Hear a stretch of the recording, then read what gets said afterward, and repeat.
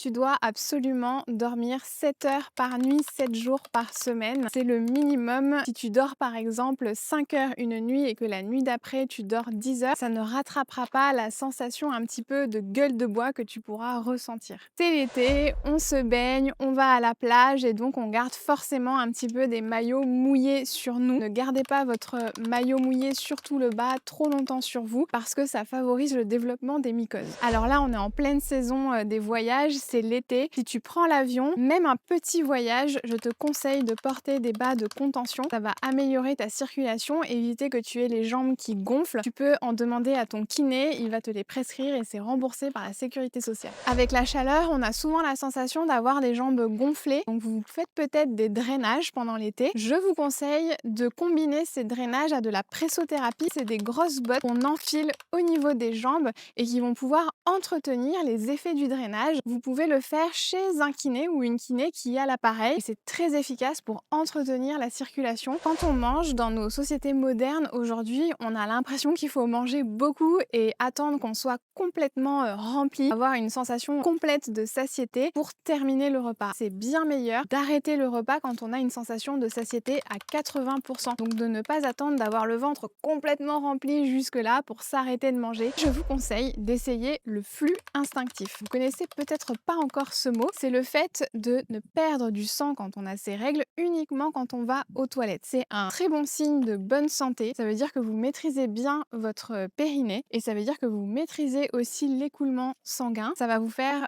des règles moins douloureuses et également des règles plus courtes dans la durée. Les femmes sont beaucoup plus touchées par les infarctus que les hommes. Faire des siestes diminue le risque d'infarctus. Par exemple, une manière très facile de faire une sieste, c'est la sieste qu'on appelle postprandiale, donc après manger. Si vous avez quelques minutes, même 10 minutes, un quart d'heure, faites une petite sieste. Alors on est très nombreuses à prendre du magnésium et souvent on le prend comme une vitamine, qu'on le prend le matin pour se donner un coup de boost, alors qu'en fait le magnésium, il vaut mieux le prendre avant de se coucher. On va mieux dormir et quand on va se réveiller le matin, on va avoir la sensation d'être beaucoup mieux reposé. Pour ne pas trop manger et pour réduire les quantités, voir si tu aimes bien te resservir, je te conseille de manger dans une assiette à dessert. Ça va te permettre de manger des plus petites quantités. Je sais pas si tu connais les graines de chia, c'est un aliment qui est exceptionnel. En fait, c'est une petite graine qui va se gorger d'eau et du coup, à la base, elle est toute petite, voire microscopique et quand elle va se gorger d'eau, elle va devenir plus importante et donc elle va prendre plus de place dans ton estomac. Si tu les as laissées tremper dans l'eau, ça va te permettre d'avoir une bonne sensation de satiété à la fin de ton repas,